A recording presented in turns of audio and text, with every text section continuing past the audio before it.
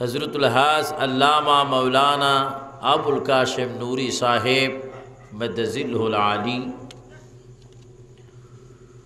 मंच उपविष्ट असंख्य बुजुर्गान दीन, आलमे दीन, उलामाए केराम, विशेष करे पटिया थाना नय शुधु चंदनेश थेको आনোয়ারাত থেকেও কয়েকটি থানার থেকে আগত হাজার হাজার রসুল প্রেমিক, আল্লাহ প্রেমিক, ওলি প্রেমিক, দেশ প্রেমিক, কোরআন প্রেমিক,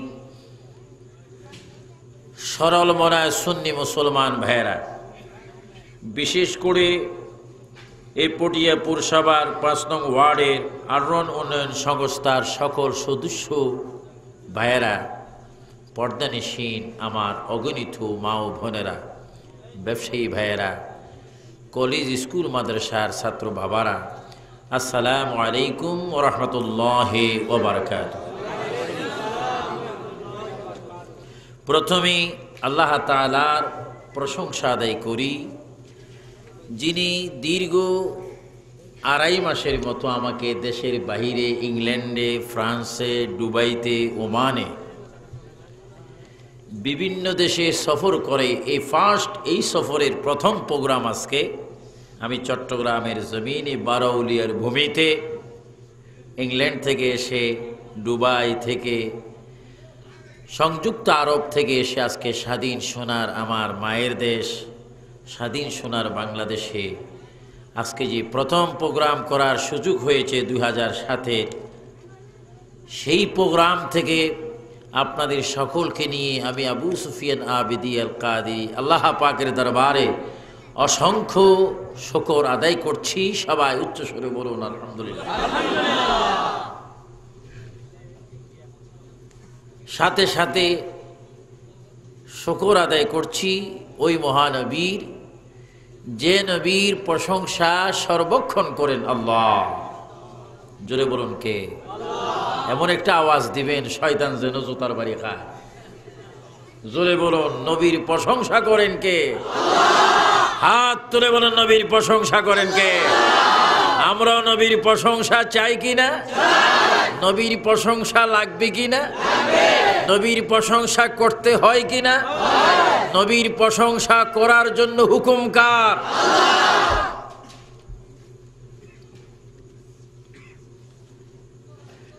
সাথে সাথে শুকর আদায় করি যারা ক্লান্ত পরিশ্রম করি বৃষ্টির দিয়েও। আমি মনে করেছিলাম আজকের এই প্রোগ্রামে একটু আমি বাসায় বিশ্রাম করব। বারবার আদরের আব্দুল মালেক লন্ডন ও দুবাইতে ফোন করে বারবার বলছে, হুজুর যদি না আসেন। আসলে আমি আসতাম ৮ তারিখ লন্ডন থেকে, কিন্তু তার এই সমস্ত মোবাইল আর থাকতে পারলাম না। আজকের এই প্রোগ্রামে আমি এসেছি।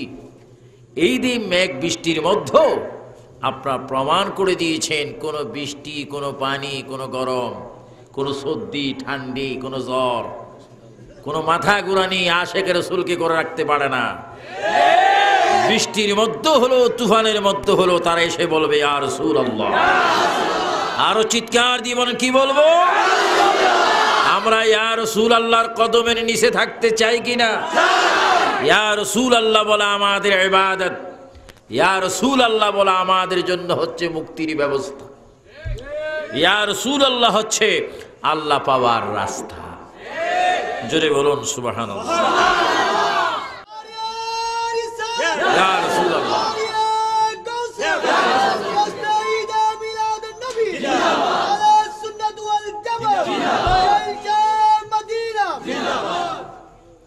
মাশাআল্লাহ, আমরা আল্লাহওয়ালা। কিন্তু 14 তারিখ দিবাগত রাত রোজা শুরু হতে পারে, 15 তারিখ দেখা যাবে কারা আল্লাহওয়ালা না শয়তানওয়ালা। কিছু প্রাইভেট বন্দা আছে লাল পর্দাকে ওভারটেক করে প্রবেশ করে।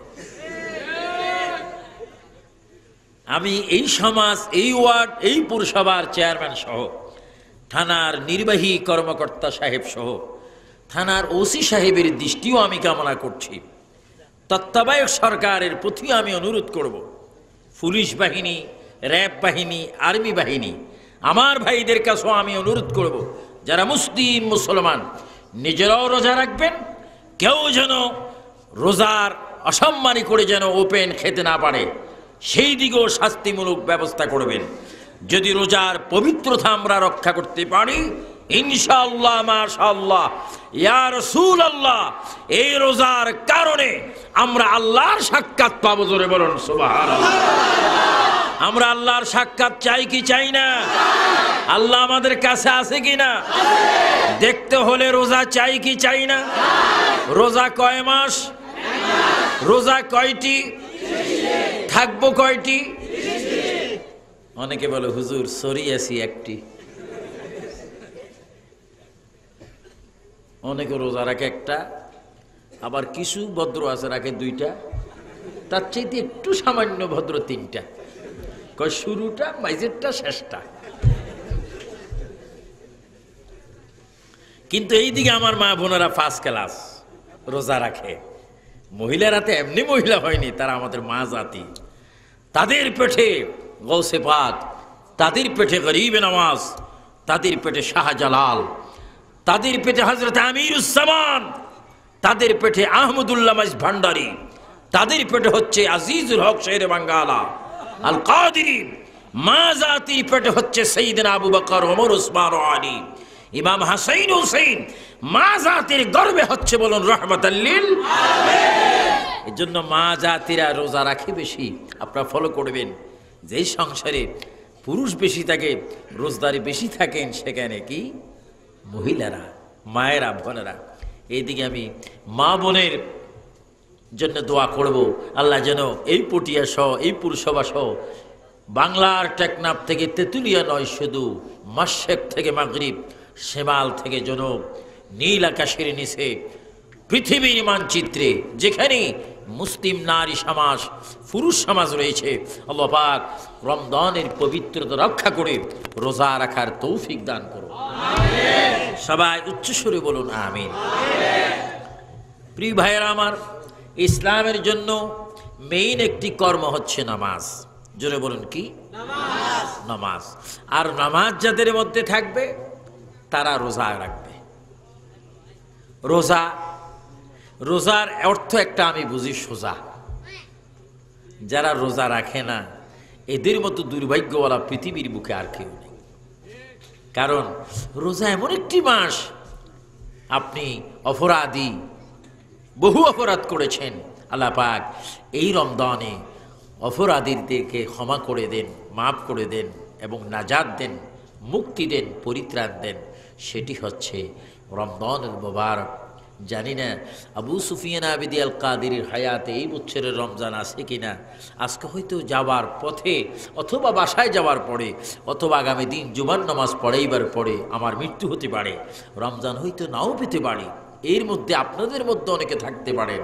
আজকে যদি রোজা রাখার একরার করেন, দিলে ইয়াকিন করেন, আর যদি মরিও যান আল্লাহ না করো, পবিত্র মাহে রমজানের কিয়ামত পর্যন্ত সওয়াব পাবেন। আরো জোরে বলুন না সুবহানাল্লাহ।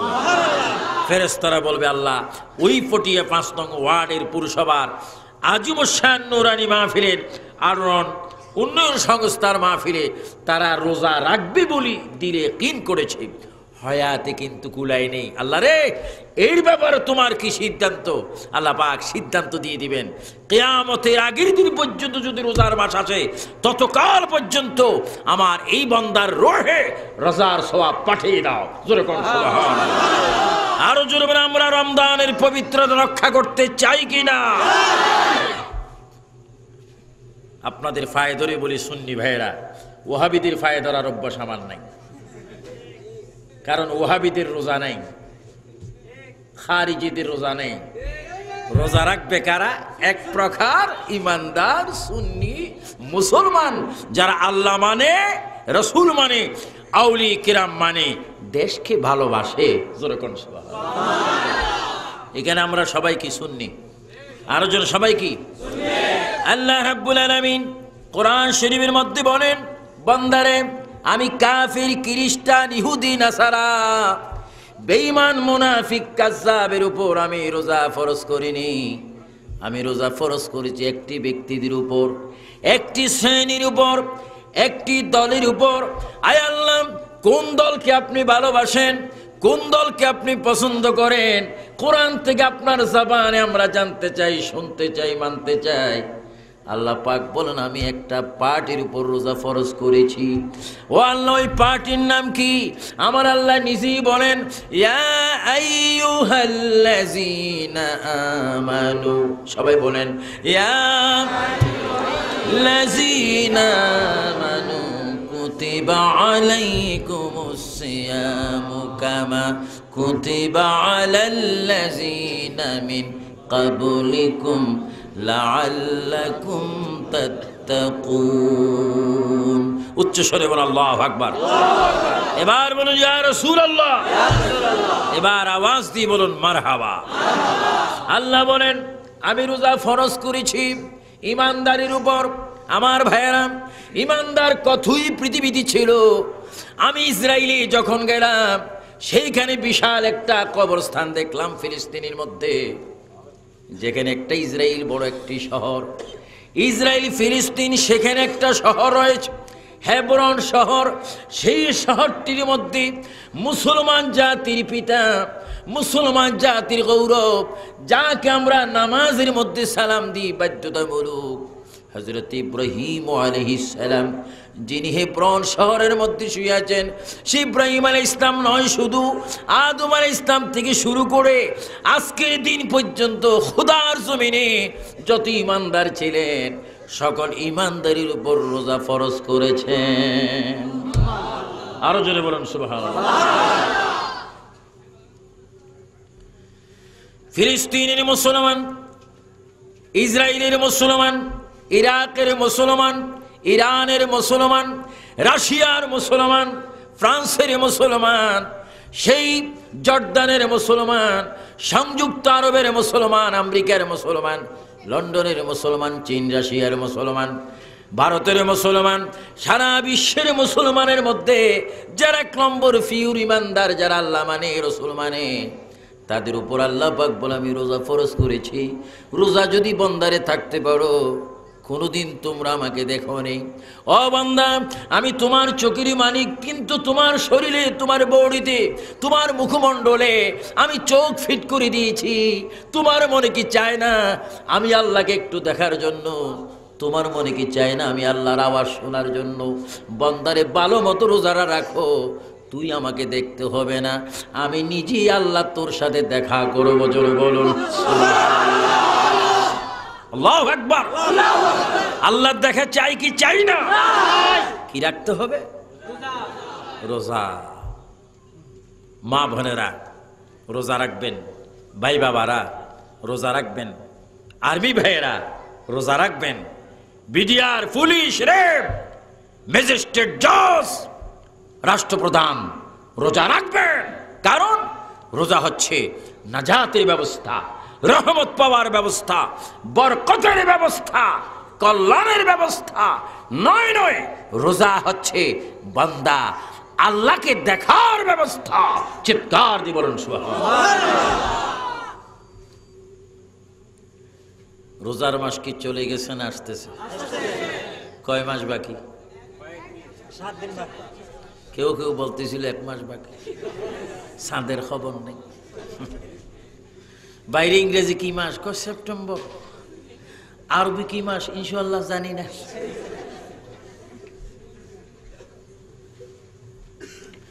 গভীর মনোযোগ।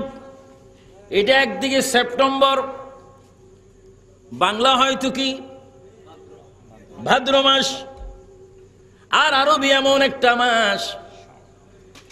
প্রধান উপদেষ্টা ফখরুদ্দিন সাহেব এই কথা বলতে পারবে না শাবান আমার মাস, ডক্টর ইয়াজউদ্দিন সাহেব বলতে পারবে না রমজান আমার মাস, আর্মি ভাইরা বলতে পারবে না এটা আমার মাস। কিন্তু আল্লাহর নবী সুন্দর করে বলেছেন, উম্মতরে দুনিয়ার মধ্যে তোমরা আছো, এই দুনিয়া তো তোমাদের জন্য চিরস্থায়ী নয়। তুমি কি জানো না আসছি একা যাবো একা? বলেন, আসছি একা যাবো একা, সঙ্গে যাবে কি? সঙ্গে যাবে মাত্র 2টি নাম, লা ইলাহা ইল্লাল্লাহু মুহাম্মাদুর রাসূলুল্লাহ। একটু কলমা শরীফটা আর একটু জোরে পড়েন, ফেরেশতারা খুশি হয়ে যাক, আল্লাহর রহমত এসে যাক। লা ইলাহা ইল্লাল্লাহু মুহাম্মাদুর রাসূল। একটি কথা থাকবে, আমার নবীর নাম মোবারক যখন শুনবেন মুখে একটু চুমা দিয়ে চোখে মোছা দিবেন, বিরাট একটা লাভ করবেন, ব্যবসা করবেন। আবু সুফিয়ান আবিদ আল কাদরি সাহেব, লাভ কি হবে, ব্যবসা কি হবে?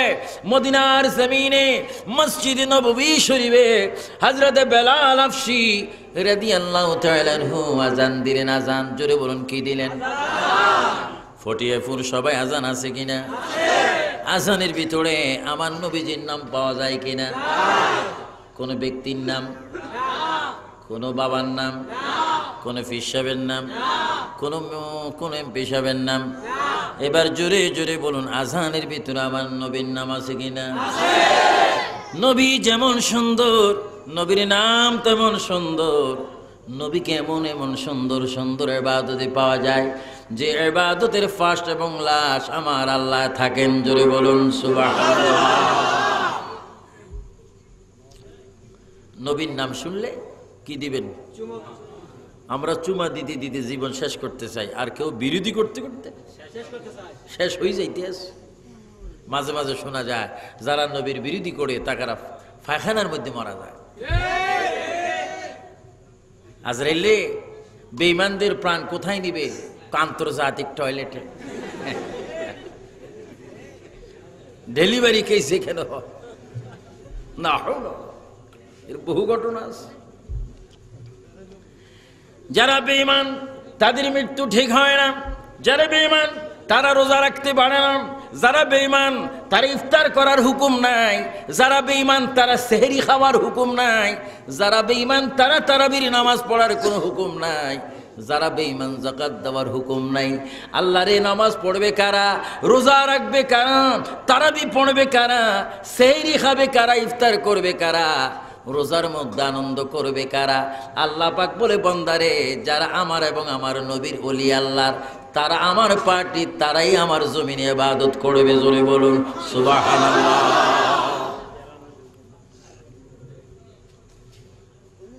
মাশাআল্লাহ, রমজানে অনেক সবাই রোজা রাখবে। যারা নবী মানে না, মিলাদুন নবী করে না, তারাও কি রাখবে? আশা করি তারা রোজা রাখলে কোনো লাভ হবে না। এটা আমি তাদের মাথা ধরে বলতে পারবো, তাদের মাথায় হাত রাখি বলতে পারবো, মুফতি ভাই তোমার রোজা রাখার কোনো দরকার নেই,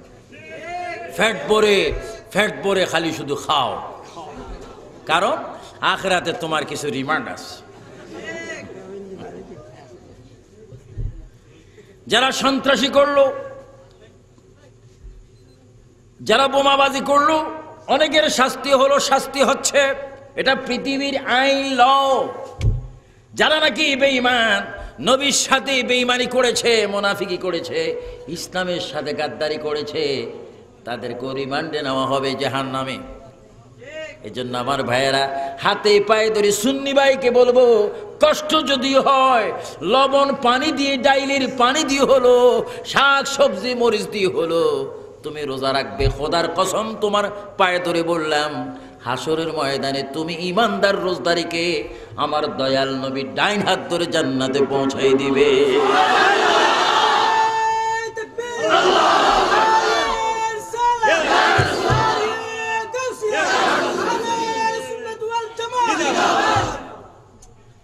নবী আছে কিনা?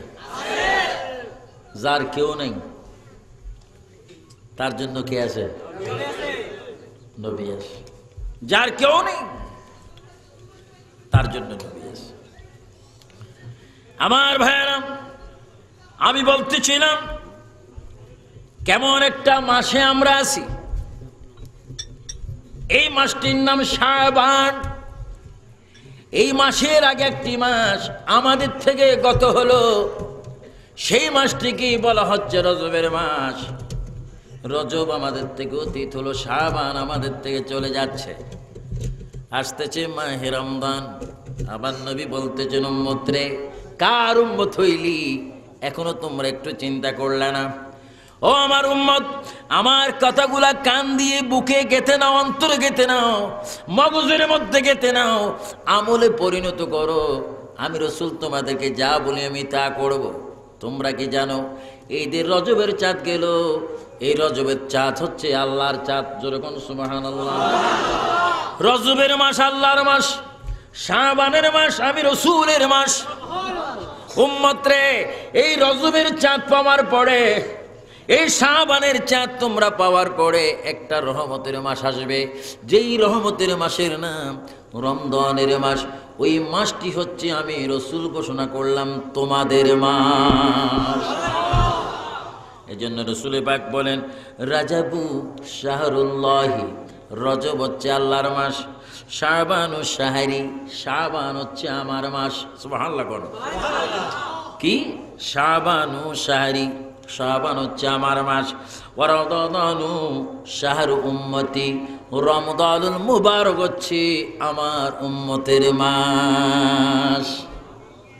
মাস সিদ্দিকা, সেখানে যাচ্ছেন নবীর জিয়ারতে। কোথায়? মদিনা শরীফ নবীর জিয়ারত করতে যাচ্ছেন। এইভাবে ওনার মাথায় কাপড় নেই। কেন? স্বামীর কাছে স্ত্রী তেমন পর্দা করতে হয় না। আমার নবীর কাছে মাশা সিদ্দিকা রাদিয়াল্লাহু তাআলা আনহা গেলেন, মাথায় কাপড় নেই। ওনার সাথে মদিনার অনেক মহিলাগণ রয়েছেন। কিছুদিন পরে সাইয়েদনা আবু বকর সিদ্দিকের কবর হলো। এবার মায়েশা সিদ্দিকা রাদিয়াল্লাহু তাআলা আনহা মাথায় কাপড় দিয়ে যান।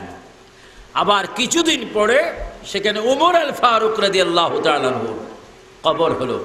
এবার মায়েশা সিদ্দিকা রাদিয়াল্লাহু তাআলা আনহা পর্দা পরিধান করে, মুখের ঢাকনি দিয়ে, হাতের আঙ্গুলি ঘুরে তিনি রাসূল পাকের জিয়ারতে গেলেন। মদিনার মহিলাগণ মায়েশা সিদ্দিকা রাদিয়াল্লাহু তাআলা আনহাকে প্রশ্ন করলেন, মা, আমরা আপনাকে 3 আইটেমের জিয়ারত দেখেছি। প্রথম রাসূল যখন কবরে শুইলেন আপনি তখন এসেছিলেন মাথায় কাপড় দেখেনি। যখন আপনার বাবা সাইয়েদনা আবু বকরের কবর হলো তখন দেখলাম আপনি জিয়ারতে এসেছেন মাথায় কাপড় দিয়ে। আর এখন যখন দেখলাম ওমর আল ফারুকের কবর হলো, এখন আপনি পূর্ণ শরীর ঢাকনি দিয়ে পর্দা করে জিয়ারতে আসলেন, কারণ কি? মায়েশা সিদ্দিকা রাদিয়াল্লাহু তাআলা আনহা বলেন, হে মদিনার মহিলারা, তোমরা শুনে নাও, রাসূল আমার স্বামী, এই জন্য আমি মাঝে মাঝে মাথায় কাপড় দিতাম। হযরত সাইয়েদনা আবু বকর আমার বাবা, এই জন্য ওনার সামনে আমি মাথায় কাপড় দিয়ে জিয়ারতে আসতাম। আর হযরত ওমর ফারুক, আমার নবীর সাথে তার কবর হয়েছে, ওমর ফারুক আমার জন্য বেগানা পুরুষ, আমি এই জন্য জিয়ারতে আসি, পর্দা সহকারে, বোরকা সহকারে আমি আসি। কারণ হযরত ওমর কবরের মধ্যে জীবিত, আমি আয়েশা যদি বোরকা ব্যতীত আসি, ওমর কবর থেকে আমার চেহারা দেখবে, আমি গুনাহগার হব। ওমর যেন আমি আয়েশার চেহারা কবর থেকে না দেখে, এই জন্য নবীর দরবারে আমি পর্দা সহকারে আসি। জোরে বলুন সুবহানাল্লাহ। তাহলে আমার ভাইয়েরা, গভীর মনোযোগ, আমরা বুঝতে পেলাম মায়েশা সিদ্দিকা রাদিয়াল্লাহু তাআলা আনহা এমন এক মহিলা ছিলেন যিনি রাসূল পাকের বিবি ছিলেন, আমাদের আম্মা ছিলেন। তারপরও তিনি পর্দা করেছেন। এই জন্য পটিয়ার মা বোনেরা, চট্টগ্রামের মা বোনেরা, পৃথিবীর সমস্ত প্রবাসী মা বোনেরা, টেকনাফ থেকে তেতুলিয়ার বাংলাদেশি মা বোনেরা, সকলের কাছে আমার অনুরোধ, জাহান্নামের আগুন থেকে, শাস্তি থেকে যদি মুক্তি চান, না যাচ্ছেন, মায়েশা সিদ্দিকার জীবনকে একটু ফলো করবেন। মায়েশা সিদ্দিকির জীবনীকে যদি ফলো করে এই স্বাধীন সোনার বাংলাদেশে যদি ঘরের মধ্যে আমল করতে পারেন, মাশাআল্লাহ, ইনশাআল্লাহ মায়েশার সাথে আপনারও জান্নাতে যাওয়ার ব্যবস্থা হয়ে যাবে। জোরে বলুন সুবহানাল্লাহ। আমার মা বোনেরা, জান্নাতি হোক, এটা আমরা চাই কি চাই না? আরো জোরসে বলুন, চাই কিনা? এজন্য তাদের কি করতে হবে? অনেক জায়গায় দেখি এই বাংলাদেশে অনেক মহিলারা ওপেন ট্রেনের মধ্যে চলে, ডাইরেক্ট গাড়িগুলি, ঢাকার গাড়িগুলির মধ্যে চলে, স্বামী তার স্ত্রীর সাথে, স্ত্রী তার স্বামীর সাথে, পর্দার ফও নাই, বোরকার বও নাই, এত বিশ্রী। এগুলা শাস্তি হবে, শাস্তি হবে। এজন্য যত বড় অফিসার হন, যত বড় ক্ষমতাবান হন, তাদের স্ত্রী যদি মুসলমান হয় আর সেই ব্যক্তি যদি মুসলমান হয়, তাদের পর্দা করা প্রয়োজন আছে কিনা? এখন তো আমাদের দেশে অনেক সাহেব তার ওয়াইফকে পরিচয় দেয় আমার বেগম। বেগম একবারে একটা হাসি দিছে কালুর গাড়ের মতো, বেগম খুশি। এজন্য খবরদার, কোন সাহেব তার সাহেবাকে বেগমকে মানুষের সাথে পরিচয় করে দিয়ে এটাকে বিশাল একটা ভালো কাজ মনে করবেন না। এটা একটা বড় শাস্তির কাজ। আল্লাহ পাক এই দেশের 1 নম্বর শ্রেণী থেকে সেই কৃষক শ্রেণী পর্যন্ত সকল পুরুষকে সকল নারীকে পর্দা করার তৌফিক দান করুন।